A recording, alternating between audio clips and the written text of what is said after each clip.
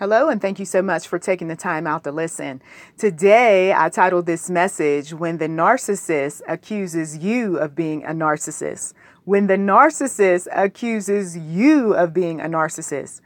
You know, with all this information circulating all over the internet, narcissists are doing their share of research, and they are listening to all sorts of ministers, counselors, teachers, psychologists, you name it, so that they can get the upper hand on you and tell you that the very thing that you're accusing them of, or they may not have been accused, you're keeping the information to yourself, but they're doing their share of research as to find out what you know about them.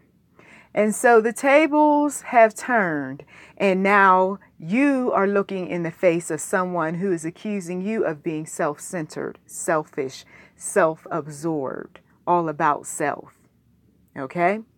So what do? Well, first is you don't argue when a person is accusing you of something. I had to learn that the hard way, because at the end of the day, a person who believes themselves to be perfect and right and good, and I never make a mistake, arguing with them only puts them in a position to see your frustration, your anger, your irritation with them. And then that's when they say, you're the one that's out of control. You're the one who's losing it. You're the one who has all these issues, because it's not me. And they'll sit back and they'll look cool, calm, and collected and act as if they had nothing to do with why you even approached them to begin with. You see, a person who believes themselves to always be right is not going to typically start the argument. However, I've been around my share of very selfish individuals who they did end up bringing their grievances to me about what they didn't like about me, about the truth that I spoke, about just anything they disagreed with, or somebody who they were talking to. The flying monkey, if you will, put something in the game. And so they decided, yeah, let me find out what she meant when she said, oh yeah, let me call her up and tell her a thing or two. Matter of fact, I need to, okay, you get the point. So the narcissist, nowadays we use that word, but over the years, the word wasn't narcissist that was thrown around. When I was growing up, it was selfish. You're being selfish. You're just, I can't stand you. You're so stingy, things like that. Then once I got to college, I still didn't hear the word narcissist. I heard egoist or ego.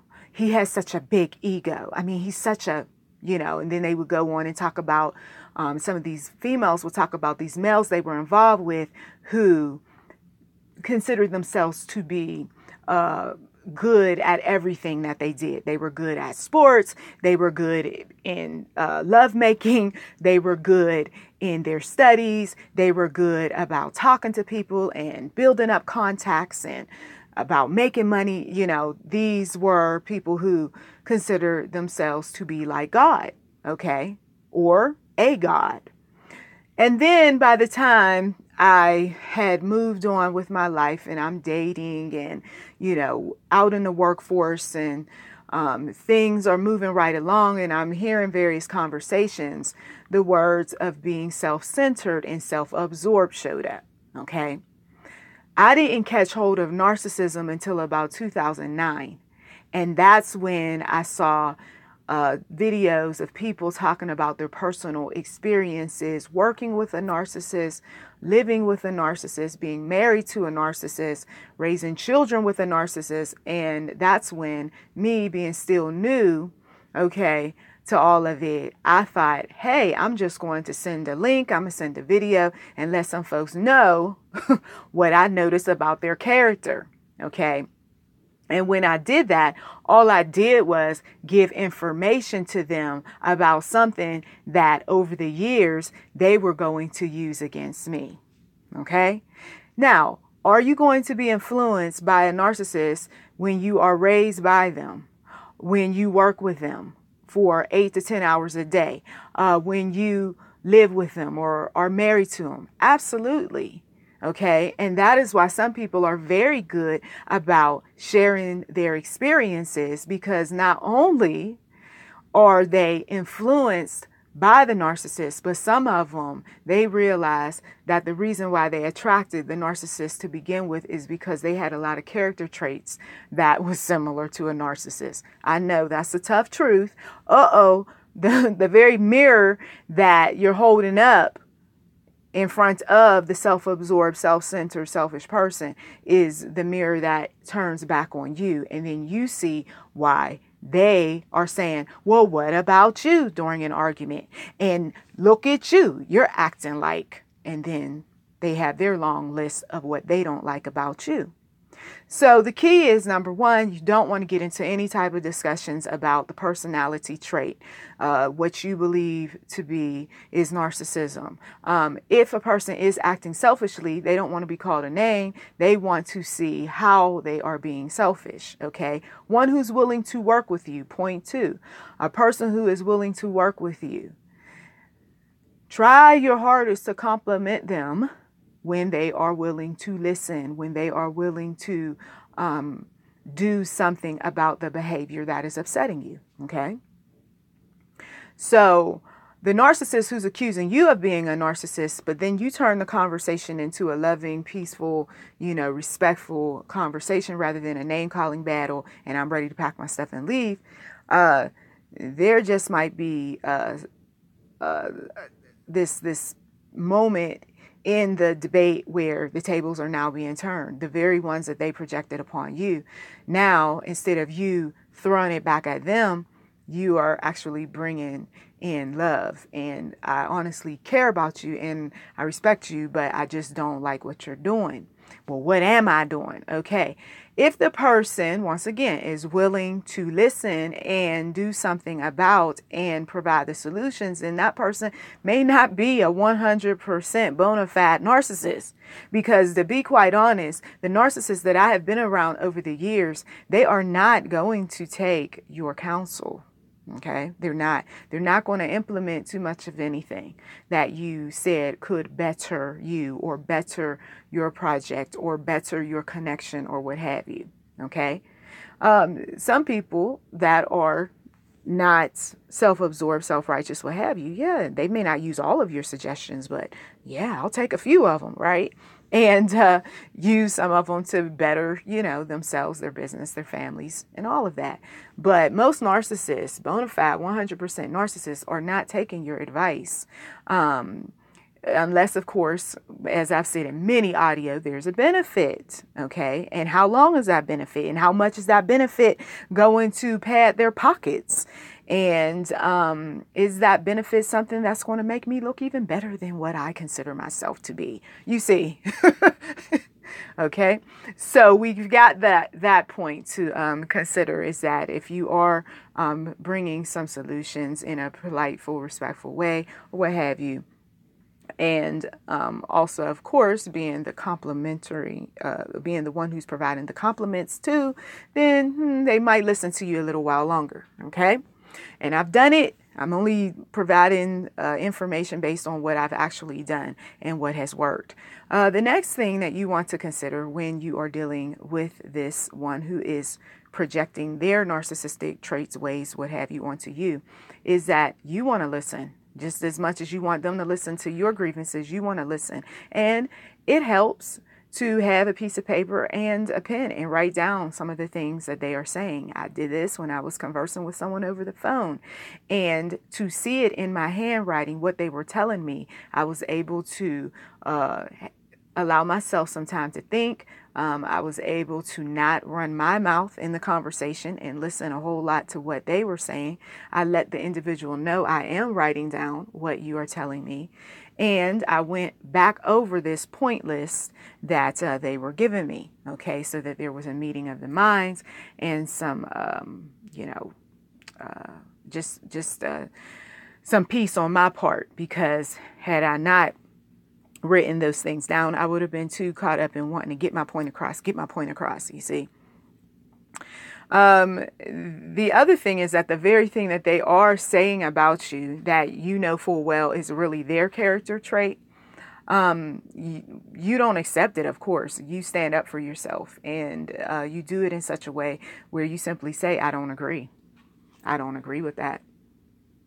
And you let that silence fall on that conversation. Well, blah, blah, blah, blah, blah, blah, blah, blah, blah. Nope, I don't agree with that. Now for some of those, once again, unreasonable types, they're going to hang up, or they're going to walk away, or they're going to just stare at you and say, you got anything else to say? You see. So there's nothing wrong with simply saying, I don't agree. Okay. You are not that weak person. You are not the gullible, the naive person that you may have been when you first started conversing with this person. Okay. And you thought they were decent and cool and laid back and great. And then you found out something different. The other thing is that when they are accusing you of something that you know full well you are not guilty of, you don't want to do what I did some years back, was be so angry to the point where you are just yelling like crazy. I mean, I'm not talking about yelling and I can understand what you're saying. I'm talking about yelling like type of thing. The frustration does build up, and yes, those moments, will happen. But what you're doing is you are just proving a point that they have accused you of, and that is you're crazy, that you're nut, that you're stupid. Okay. So trying to be as mature as possible. Okay. Even though you don't agree with what they said, even though you don't appreciate them taking the character traits that they're guilty of and placing them upon you, I am going to be mature in this thing because I realize I'm dealing with a rebellious teenager. I know that I'm dealing with somebody who, well, they're not too wrapped up tight in their head while they're accusing other people of being crazy. So having that little dialogue in your mind, this is another point, having that little dialogue in your mind that reminds you of who you are talking to. Remember, this is so-and-so. Remember, this is that one that we know has the issues. I've got to work with this person. So I don't want to lose my job over this person. I've got these bills I need to take care of. So, having that little conversation in your mind about who you're talking to will help. Okay. The other thing is that you want to ask a question. Why is it that you feel that I am being self-absorbed, self-centered, or whatever they're accusing you of, being an egoist? Why do you feel that way? Well, because the other day you said this and that. Well, I wouldn't consider that to be self-centered or self-absorbed. If you look at why I asked you to do that, it is in the best interest of this atmosphere that we stay in, that we manage. The reason why I mentioned that to you is because this needs to get done. We have a timeline. If we don't meet the timeline, everybody is going to suffer. The reason why I brought this to your attention is because I noticed that certain bills aren't getting paid. And most recently, there were some losses that this family took. And of course, when you bring information like that, they don't like you. They don't like you. Gosh, I thought I was going to get her. I thought I was going to get him, But when you have a reason as to why you're bringing these issues up to the narcissist who wants to turn everything back around on you and pretty much suffocate your conversation and send you on your way, when you do that, what you're letting them know is that I am on to you. And many counselors and psychologists and preachers and anyone who's talking about narcissism will always come to this. You've got to let them know that you are on to them, that you're on to whatever it is that they're up to. So let's say that they're using the silent treatment. I don't want to talk to you. I can't stand you because the other day you offended me when you did A, B, and C. They're not sharing that, but they're giving the silent treatment. Okay, if this is how we're going to play this, we can continue to keep up with this until something happens and now they have no choice but to come and talk to you. Okay? Most of us, I know those of us who are communicators, right, conversationalists, what have you, we don't play into that silent treatment stuff. You may have just cussed at us, told us to go to what, and we coming right back around like, oh yeah, this needs to get done. And, those self-absorbed, selfish type, they think that they got the upper hand on you by ignoring you, walking away, showing their back or what have you. I remember back in the day, I was told by some uncles, some uncles who had narcissist traits, but they also was the violent types too. They said that that you just don't turn your back in the hood. You don't do that. And so people who forgot about that, it's stupid. And I've said this even to my own sons. I said, it's stupid to turn your back because you never know what might show up behind your back. I said, get out of that habit.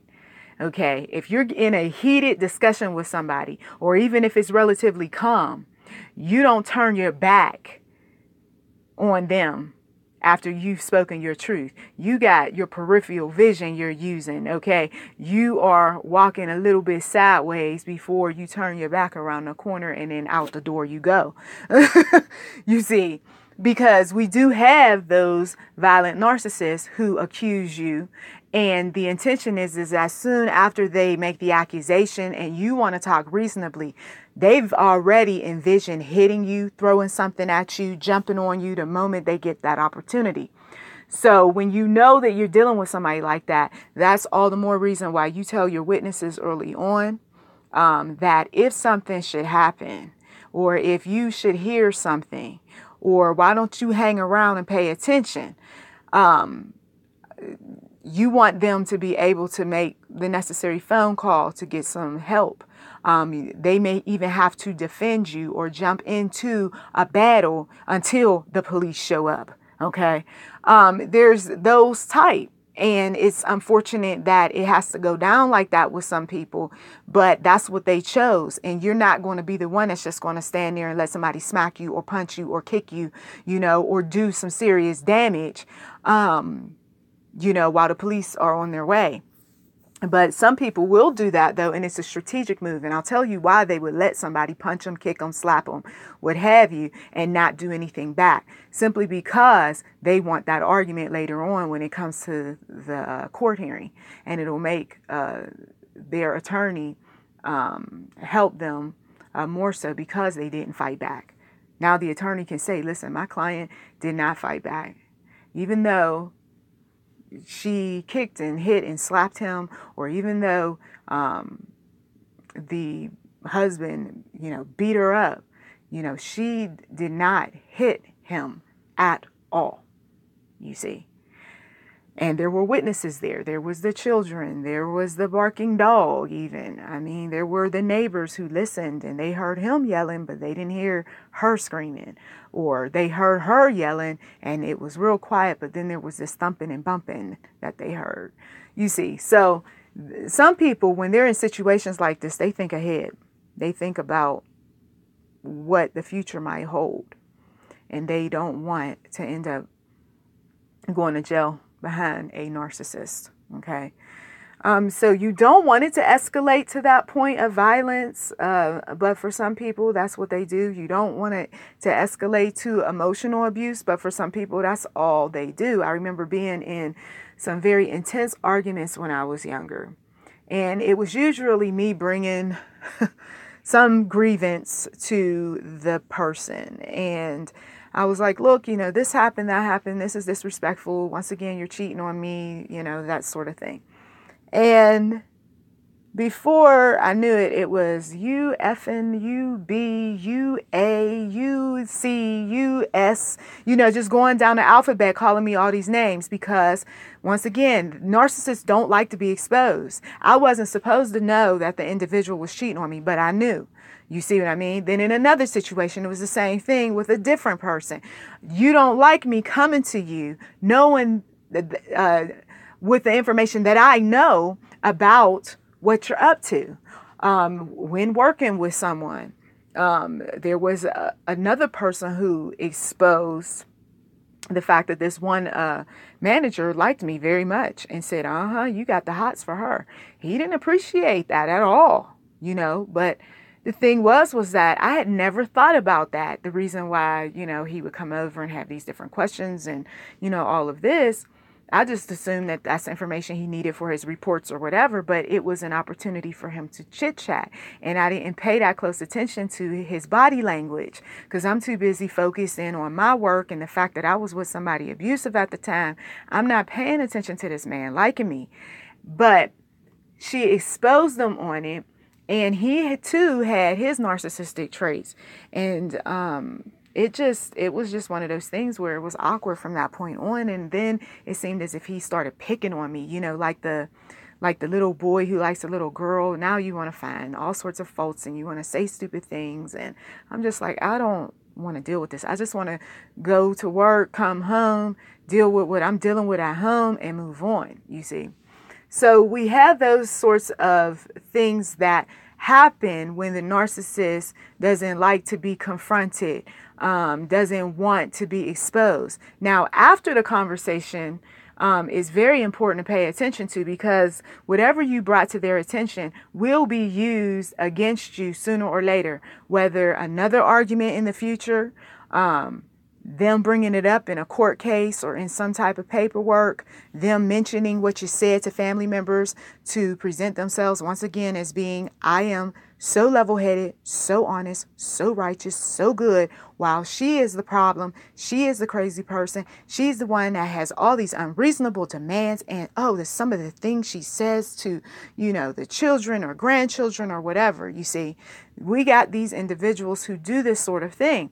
They cannot handle an argument. They can't handle feedback. They can't handle confrontation. They can't handle a survey. They can't handle you talking to others about what's happening. See, I wouldn't have to go through these proper channels if you would have just sat down and talked to me man to man or woman to woman, right? Depending on what your situation is with a narcissist.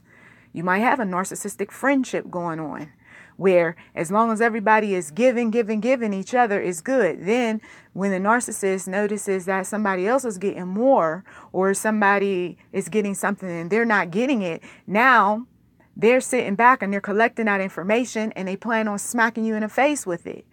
Okay, that's going to be their angle, their tactic of revenge the next time you come to them, bringing them a grievance. Oh yeah, by the way, since you mentioned this the last time, what about all of what you did for this one and that one, and yet we're supposed to be saving money? You see, just nitpicking, finding faults, because it always goes back to that last conversation you had with them. And some of you all, you need to think about this. I'm feeling in the spirit right now. The Lord is showing me that you need to think about that last conversation you had with that person. And you thought that everything was good and great and wonderful. And they did appease you for a time. It wasn't that they genuinely wanted to do things for the collective. It was just, I want to shut her mouth up. I want him to go away. So I'll go ahead on and do it. But now they're slipping again. And now you're coming back around with that conversation, and now they're ready. They're ready to have that dialogue with you. Sometimes they purposely don't do some things because they want you to come back around so that they can say, yes, now I got an opportunity to tell you about the 5, 10, 15, 20 plus things that you said that you did that I didn't like. See, ego is kicking in. They don't like the fact that somebody knows their weaknesses, their frailties. This is why for us, many narcissists, they go after new narcissistic supply, because that woman, that man doesn't know me. The new supply doesn't know me like you. And you ended up finding out what my weaknesses are. And that turned me off about you. So now I'm going over here, and this person who doesn't know me very well, that's great, because then I can be able to get what I want out of them in the meantime until they too find out about who I really am. The narcissist has no intention of changing genuinely from the inside out, because within they feel like they're already good, they're righteous, they're all these things that their fantasy mind, their wish upon a star 10-point checklist says they are. They will glean off the information that people told them back in the day, but that's not who you are now. Back in the day, 20-something, you were active, you were great, you were wonderful, you were a good person. But then all these things happened in your life, and now, 30, 40 plus, 50, 60 plus or what have you, and you still talking about that young man or that young woman you used to be, you see. I know not all of you all do this sort of thing, but the narcissistic mind, that's what happens. They go back into a place where they once were the good guy. They once were, the good girls. But they turn sour, they turn ugly, something happened. And rather than deal with healing from that thing, they prefer to stay in this role that they've created for themselves to appear like they are everything righteous, true, wonderful, sweet, unique. It's unfortunate, but that's what they do. So the very issues that you have, that you bring to the table, that you want to discuss with the narcissist, that expose him or her, it may be 5 weeks from now, it may be 5 months, it may even be 5 years from now, but it's all going to come back around. What you talked about, what they didn't like, but you thought everything was cool. The demonic is a master deceiver. Okay, let me say that again. The demonic is a master deceiver. The plan is to twist your mind in such a way where you end up doubting yourself when you end up taking on those character traits that you have accused the narcissist of. And the next thing you know, you're saying, well, maybe I am the narcissist, or maybe I am that one that's just so much like what he's telling me I am. And meanwhile, God is saying that I am who I am. And what I want you to do is I want you to draw near to me, the Lord says, so that I can tell you who you are. The problem with so many victims is that they keep going to the narcissist hoping that the narcissist will have a different view, that the narcissist will come away from that conversation or from that lovemaking session and think that you're you're just awesome, you're so wonderful, you're so sweet, so nice, because that's what the narcissist used to say. And that's where a lot of the victims are caught up in the past too, is that you're caught up in what he said or she said 20 years ago. But that is not how he or she feels about you now, since you've exposed them, since there's been multiple arguments, since they have been caught in so many negative and despicable and disrespectful types of things. So you may have even changed in a way where the narcissist just doesn't find you appealing in the least.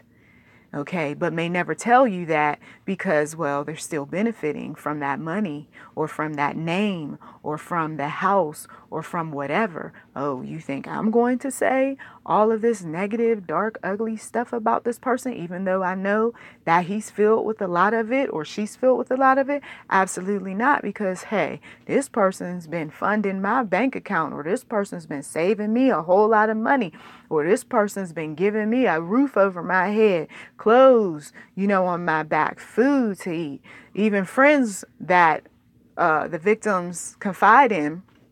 They'll even say, well, why are you acting so nice and everything, knowing that he's so evil and so dark? Girl, let me tell you something. You see, he paying the bills. And the narcissist likes when the victims suffocate their true emotions. Matter of fact, he may even throw some treats their way. So you do know that I'm impatient and I'm a lying fool and I'm cheating and I'm creeping and I'm doing all this stuff. But you never ever say anything like that to me. You know what? Here, let me give you this, right? And so she stays in that connection, relationship, business partnership, or whatever, because she's awarded like a dog for her good behavior, for not exposing. This is why some of these mistresses still stick around, because they learn how to keep their mouths closed. While the wife, she opened up her mouth and she said, this is who you are and this is what I don't like. And she thought she was so smart and she thought she was something special for doing all of that. There was a woman who told me years ago, she said, sometimes the only way you're going to survive is that you've got to coddle that man's ego even when you don't. And see, the old school was good for doing that. That's why their relationships too lasted for so long. But once the new school came along and got educated on some things, they were like, oh no, I'm not putting up with that. I'm not sitting up here stroking nobody's ego. Okay, we are equal. We work together. Not in a narcissistic type of relationship, you don't. And many, many women as well as men are in those types of relationships. If you keep your mouth shut, is the golden rule, good things will come your way. But if you start opening up your mouth and being that one that's talking about what you don't tolerate, what you don't like, and all of that, the narcissist is going to figure out a way to punish you somehow, some way, physically, mentally, financially, sexually, act either verbally abusive or non-verbally abusive, physically abusive, train you in such a way to get you to no longer bring those conversations, to no longer pinpoint everything you don't like about him or her, to get you to just be there, be that narcissistic supply who feeds the ego, who feeds the belly. I know, right? So if you're not ready to leave somebody like this, then you already know. You've got to be the one that shuts your mouth and just does what you're supposed to do. And you're no different than a slave. No different than a slave. The quality relationships are those where he's allowed to say whatever he wants to say. She's allowed to say whatever she wants to say, whether good, bad, or otherwise. They are like buddies, you know.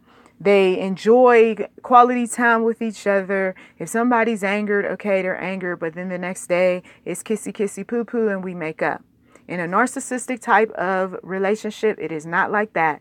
The narcissist is going to hold everything that you've ever done against you. Will pretend as if it is forgive and forget when it really is never. Will not feel like working with you, but is more apt to working against you, be it whatever comes up. And when you are trying to communicate concerns and thinking that you're being so sweet and so nice and so professional or mature, and bringing things to their attention, they are going to figure out a way to shut you down. Shut you down means no more coming and telling me what I've done wrong. Okay? I know that is not logical. It's not healthy. How do people even remain in relationships like this? Because they have been exposed to parents, grandparents, step-parents, others that have had this sort of attitude. This is what we do in our household. You do what you're told, okay? And if you don't like the way we parent or whatever, that's fine. You just better keep that to yourself.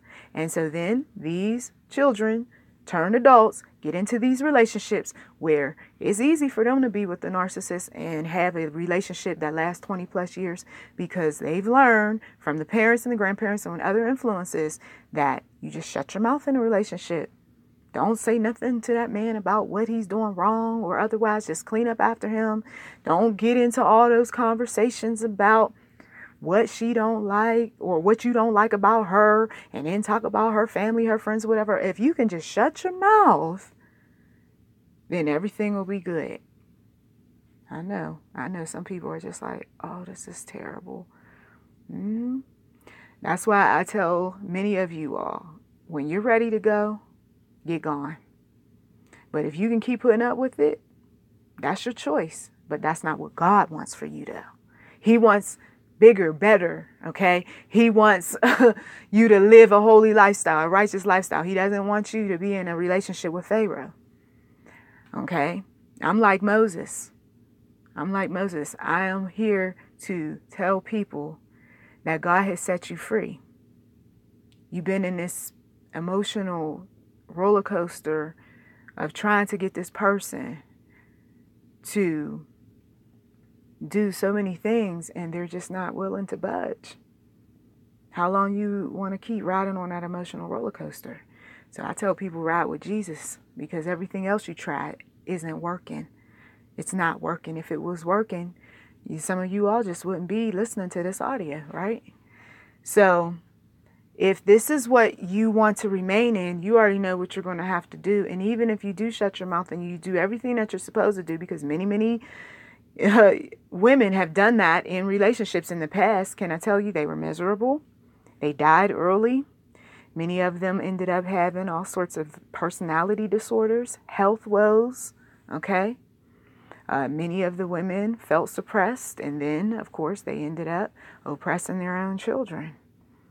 They felt powerless. They felt like they weren't in control of their lives.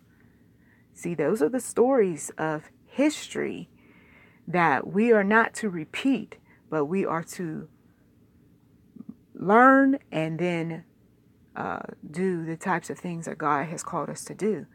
And some of you all, you don't know what God's purpose or plan is for your life because you're so wrapped up in that self-centered, selfish, self-absorbed connection with someone who has so many demonic influences, so many unresolved issues from the past. So the best thing above everything else is to focus in on your healing, on your growth. And as you are healing and growing and just draw near to the one true God, you will no longer see that person as a God in your life. And once again, God said that we're not supposed to have any idols. We're not supposed to be having any gods before him. And for some of you all, that's just what your partner is. So you have received more than enough information, okay? The narcissist is continuing to do his work or her work, okay? That is ungodly, unrighteous, untrue, while accusing you of all sorts of things that you know are unrighteous, ungodly, and untrue. So what you going to do? Remain in that connection with the liar? Thank you as always for taking time out of your busy schedule to listen. You've been listening to YouTube Interim Enterprise 7. May God richly bless you as well as those that you love. Please do check the description box for anything that is of interest. And if you feel so moved to give, we do welcome giving. Blessings to you. Like, subscribe, comment.